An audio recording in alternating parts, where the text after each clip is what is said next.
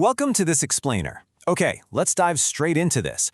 Today we're looking at 3 absolutely critical dates on the fall calendar that dictate exactly how much bigger your VA check is going to get in 2027. We are not dealing in rumors, hype, or guesswork today, strictly the facts. Because the truth is, by the time October ends, the math for next year is already entirely finished, long before a news anchor ever reads the official number off a teleprompter. So let's look at the actual facts, figures, and dates you need to know. Here's our exact roadmap for today. We'll start with the September calendar, then break down the arrears rule. After that, we'll decode the COLA math, look at some real dollar rate estimates, cover October 1st protections, and wrap up with your specific action plan. We are sticking strictly to the facts and the real dates. Section 1. The September calendar. 3 dates that matter. All right, here is the bottom line up front. These are the 3 dates you actually need to care about. September 1st, when your August payment lands. September 11th, which is when the Bureau of Labor Statistics drops the August CPI report. Now, this is the date almost nobody is talking about, but it is literally the one that matters most. And finally, October 1st, the beginning of the federal fiscal year. Let's break down exactly what happens on each of these days, starting with the first of the month. Section 2. The arrears rule. Monthly payment cycle. So the sentence, "Your August payment lands on September 1st, sounds almost too simple to matter, right? But folks skip past it all the time, and it trips them up every single year. VA compensation is paid in arrears. That simply means every deposit you get is payment for the month that just ended. The check hitting your account at the start of September, that's your August money, not your September money. And, this quiet rule actually affects back pay too. If you have a claim pending and you finally see an approval letter in September, don't just assume the VA lost your paperwork when a massive deposit doesn't land on October 1st. The system runs a month behind by design. Back pay is tied directly to the effective date printed on your decision letter, not the day of the month a normal deposit shows up. Now, what's really interesting about this slide is how this arrears rule completely flips expectations at the end of the year. Every fall, veterans hear the same thing. The new rate takes effect December 1st. So naturally, we all go looking for a bigger deposit that very same month. But because of the arrears rule, it's just not there. December 1st is simply when the higher rate starts counting on paper. The actual bigger deposit, the cold hard cash reflecting that new higher rate, doesn't arrive until January 1st. Knowing this right now means you won't be refreshing your banking app in December wondering where on earth your money went. Section 3. The COLA math. How your raise is built. On the morning of September 11th, the Bureau of Labor Statistics releases the Consumer Price Index report. Now, you won't see the word veteran anywhere in this document. It's really just a routine report on the price of everyday things, gas, groceries, rent. But let me tell you, it is the single most important number for your check all year. Why? Well, because nobody at the VA just sits in a room and randomly picks a percentage for your raise. By law, VA disability compensation moves in lockstep with the Social Security cost of living adjustment. And that adjustment is strictly legally tied to this specific metric, the CPIW. So here is exactly how that CPIW formula is built behind the scenes. The government averages the CPIW across just a 3-month window of the year, July, August, and September. They then compare that specific average to the exact same 3 months from the previous year. That percentage difference? That's your raise. That's the whole shebang. July's number is already out, and it actually ran a bit hotter than expected. August's data drops on September 11th, and September's data drops in mid-October. Because this is a 3-month average, it kind of smooths out the math. But it also means that if gas or grocery prices spike out of nowhere in November, it does absolutely nothing for your raise. November isn't in the window. Literally only those 3 specific months exist for this calculation. Because only those 3 months matter, that September 11th release is incredibly powerful. It gives us the second number of the 3-number formula. The exact moment that August data drops on September 11th, 2/3 of the total calculation becomes public knowledge. Outside advocacy groups immediately jump on this to narrow down their projections, mainly because there's only one single month of uncertainty left. By the evening of September 11th, anyone paying attention is going to know the shape of their raise to within a few tenths of a percent weeks before the official announcement is ever made. Section 4. Rate estimates. Real dollars for 2027.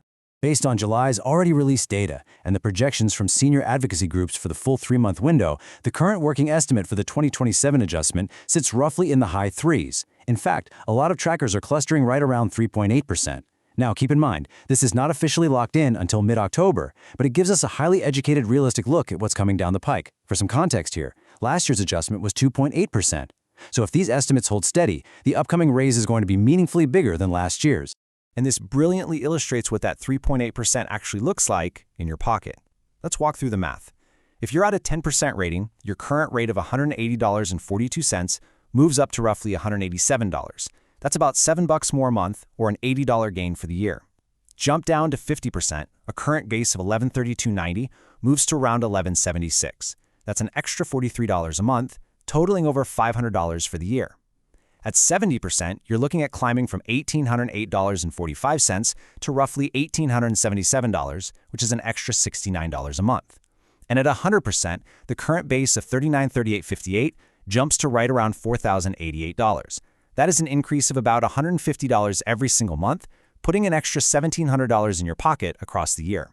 Now, you might be wondering, why does the exact same COLA percentage mean $150 to a veteran at 100%, but just a fraction of that to someone at a lower rating? Well, it's because the adjustment applies to the whole payment. Let's say you're drawing special monthly compensation on top of your base rating, like aid in attendance, for example. The raise applies across that entire combined amount. The COLA just multiplies whatever baseline is already sitting there. But, that cuts both ways. If you've been sitting at a low, inaccurate rating for years, every COLA you've ever received has literally just been a percentage of a small number. Section 5, October 1st Protections, Federal Fiscal Year. So, moving on to October 1st. This date has absolutely nothing to do with the COLA calculation. Nada. Instead, October 1st marks the start of the federal fiscal year. This is the date when a totally separate set of benefit and policy changes typically take effect. It is a really important date to circle if you have a claim pending, because rules and changes that begin on October 1st apply going forward. Meaning, a veteran who files a claim before this date might find themselves in a very different position than one who files after it. Now, let's address a huge question that pops up every single year. Can the COLA adjustment be zero? Technically, yes. There have absolutely been years where inflation just didn't move enough to produce an increase. While nothing in this year's data suggests we'll see a zero, it's technically possible. But here's the real worry folks have. Can the adjustment go negative? The answer is absolutely not. No way. Your compensation will never decrease because of this inflation formula. If the calculation ever produces a negative number, the adjustment is statutorily treated as a flat zero, and your rate holds perfectly steady. That protection is locked in by law. Section 6, Your Action Plan. 3 steps to take now. So, the crucial point is understanding the profound difference between a COLA and an actual rating increase. A cost of living adjustment isn't a traditional raise in the sense that you gained new income. It exists purely to keep your check level with rising prices out in the world. Think about it.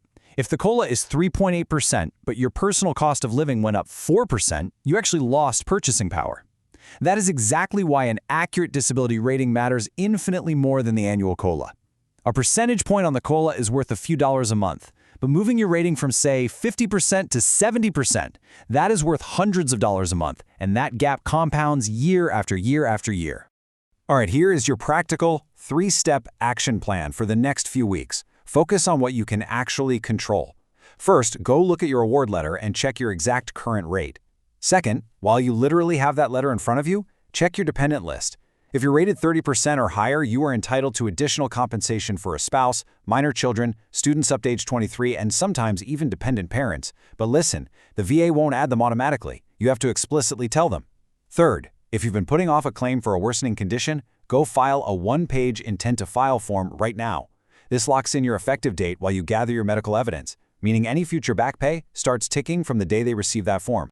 Finally, do not waste your time or attention on all the confident guessing you're going to see between now and mid-October. You'll definitely see a wave of people online announcing an exact percentage like it's a done deal. Just ignore the noise. 2/3 of the data lands on September 11th, and the final real number is official in mid-October. And as we discussed earlier, please do not go looking for that extra money in December. The rate changes on paper December 1st, but the actual cash reaches your bank account at the start of January. Which brings us to our final thought today.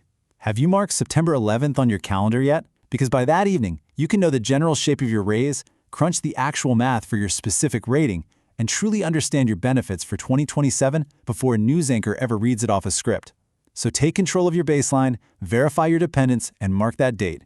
Thanks for joining us for this explainer, and we'll see you in the next one.